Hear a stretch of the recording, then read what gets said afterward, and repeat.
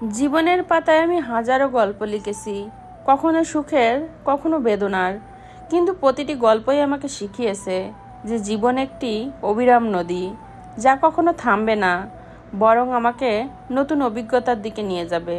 আসসালামু আলাইকুম, কেমন আছেন সবাই? Welcome to my channel Meghna's dream. নতুন আরেকটি ভিডিওতে সবাইকে স্বাগতম। এই মাছটি হলো রুই মাছ। যেহেতু আমার বাসায় সব মাছই মেশিন দিয়ে কেটে নিয়ে আসে দোকান থেকে, সেজন্য আর কি মাছটা কেমন ছিল দেখা যায় না, মাছটা বেশ ভালো বড়ই ছিল। আর এই যে নিয়েছি এখানে কিছু ফুলকপি এবং আলু। আজকে আমি আপনাদেরকে ফুলকপি দিয়ে বড় রুই মাছের একটা চমৎকার রেসিপি দেখাবো। তো এই যে মাছটা আমি এখানে ভালো করে পরিষ্কার করে নিয়েছি। এখন মাছটাকে আমি লবণ, হলুদ এবং মরিচের গুঁড়া দিয়ে ভালো করে মাখিয়ে নিব। মাছটা মাখাতে মাখাতে বলে যায়, আমার ভিডিওর কোনো অংশ যদি আপনাদের কাছে ভালো লাগে তাহলে আমার চ্যানেলটা সাবস্ক্রাইব করে দিয়ে যাবেন আর পাশে থাকা বেল আইকনটা অন করে রাখবেন, তাহলে পরবর্তী ভিডিও আপলোড করার সাথে সাথেই আপনাদের কাছে নোটিফিকেশন পৌঁছে যাবে। মাছটা আমি হলুদের গুঁড়া, মরিচের গুঁড়া এবং লবণ দিয়ে ভালো করে মাখিয়ে নিয়েছি। এখন মাছটা আমি ভালো করে ভাজি করে নিব। একটা ভিডিও তৈরি করতে অনেক কষ্ট হয়, দয়া করে কেউ ভিডিওটা স্কিপ করবেন না কিংবা হাফ দেখে চলে যাবেন না। তাছাড়া দিন দিন দেখতে পাচ্ছি ভিডিওর রিচ কমে যাচ্ছে, কারণ আপনারা মনে হয় ভিডিওটা ফুল ওয়াচ করেন না, সেজন্য আর কি এভারেজ ভিউ ডিউরেশনটা কমে যাচ্ছে, এজন্য আর কি ভিডিওর রিচও ডাউন হয়ে যাচ্ছে। তো সকলের কাছে অনুরোধ রইল, সকলে ভিডিওটা ফুল ওয়াচ করে দিবেন, সকলের কাছে আমার আন্তরিকভাবে অনুরোধ। তো এই যে মাছটা ভাজি করে ফেলছি। এখন এই তেলে আমি কিছু পেঁয়াজ দিয়ে দিব।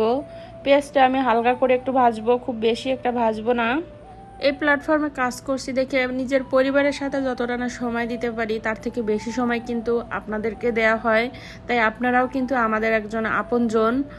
এটা আমাদের একটা পরিবার, আমরা সবাই মিলেমিশে এই পরিবারটাকে আমরা সুন্দর করে গড়ে তুলব, এটাই তো আমাদের কামনা, না কি বলেন আপনারা?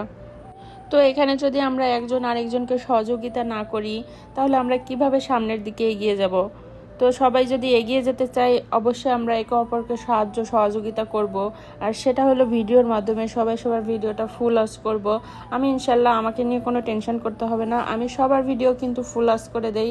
আমি কখনো কারো ভিডিও হাফ দেখে রেখে দেই না। মোটামুটি যাদের ভিডিওই দেখি না কেন সবার ভিডিও আমি ফুল ওয়াচ করে দেই। একটা সংসার, তারপরে বাচ্চা কাচ্চা সব কিছু সামলিয়ে কিন্তু তারপরে আমাদেরকে এই প্ল্যাটফর্মে আসতে হয়। তো অনেক কষ্ট করে আসি আমরা এই প্ল্যাটফর্মে কিছু পাওয়ার জন্য। তো আমরা যদি কিছু পেতে চাই অবশ্যই আমাদেরকে কিছু দিতে হবে। তো সেই দেওয়াটা হলো অন্যের ভিডিওটা আমরা ভালো করে ফুল ওয়াচ করে দিব। আমরা একজন যদি একটা ভিডিও ফুল ওয়াচ করে দিই তাহলে সেই ভিডিওটা ইউটিউব রিকমেন্ড করে কিন্তু অন্য আরও 10 জনের কাছে পাঠিয়ে দিবে। তাই আমাদের একজনের ফুল ওয়াচ কিন্তু অনেকটা গুরুত্বপূর্ণ। তাই সকলের কাছে অনুরোধ রইল, হিংসা না করে নিজের পরিবারের একজন ভেবে নিজের আপনজন মনে করে সবাই সবার ভিডিওটা ফুল ওয়াচ করে দিবেন, তাহলে দেখবেন খুব দ্রুত আমরা এই প্ল্যাটফর্মে কিছু একটা করতে পারবো। তাছাড়া কিন্তু কোনোভাবেই সম্ভব না। তো অনেক কিছু বলে ফেললাম, ভুল ত্রুটি হলে ক্ষমা দৃষ্টিতে দেখবেন, কেউ কিছু মনে করবেন না। তো এই যে রান্না তো অনেক দূর এগিয়ে আসলাম, এখন ফুলকপিটা দিয়ে দিলাম মশলার ভিতরে, দিয়ে আমি মশলার সাথে ভালো করে ফুলকপিটাকে মিশিয়ে নিব।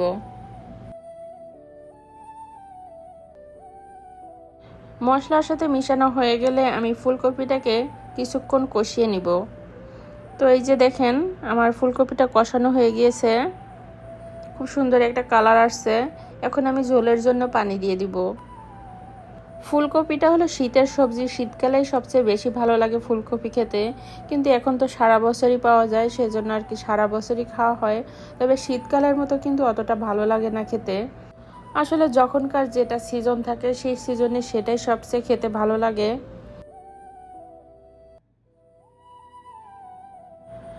তারপর এই যে ঝোলে বলক চলে আসছে, এখন আমি ভেজে রাখা মাছগুলোকে দিয়ে দিব। শীতকালে যখন প্রথম প্রথম সবজিটা শুরু হয় তখন যে এতটা ভালো লাগে, তখন কিন্তু খুব একটা সিদ্ধ হতে চায় না ফুলকপিটা, তারপরেও কিন্তু তখন খেতে এতটা ভালো লাগে।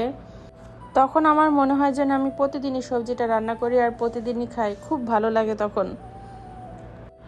আর আমার কাছে শীতকালটাই যেন সবচেয়ে বেস্ট মনে হয়, কারণ শীতকালেই সব রকমের সবজি পাওয়া যায় আর সবজিগুলো খেতে এতটা মজার, এতটা ভালো লাগে।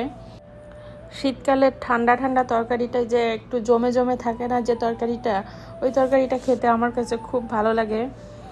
যাই হোক, অনেক কিছু শেয়ার করলাম। এখন একটু ধনেপাতা দিয়ে দিলাম তরকারির উপরে। আপনাদের কার কার কাছে শীতের এই সবজির মাখা মাখা ঠান্ডা তরকারিটা ভালো লাগে জানাবেন অবশ্যই। আমার কিন্তু খুব ভালো লাগে তখন ওই তরকারিটা খেতে। আর আমি কিন্তু গ্রামের মেয়ে, আমার জন্ম গ্রামে, আমি বেড়ে উঠেছিও গ্রামে। আর গ্রামের শীতকালের এই সকল সবজি আমাদের বাড়িতে লাগানো হতো, আর সেখান থেকে তাজা তাজা সবজি নিয়ে এসে মায়ের রান্না করতো। এখন সেটা খুব মিস করি। তখন ওগুলো খেতে ভালো লাগতো না, তখন বলতাম যে মাছ খাবো, মাংস খাবো, মানে তখন ওগুলোর প্রতি আগ্রহ ছিল। কিন্তু এখন যখন বড় হয়েছি, এখন আর কি মাছ মাংসের থেকে এই সবজিগুলোকে বেশি মিস করি। এখন মনে হয় যেন এগুলাই মানে অমৃত। মাছ মাংস এখন আর তেমন ভালো লাগে না।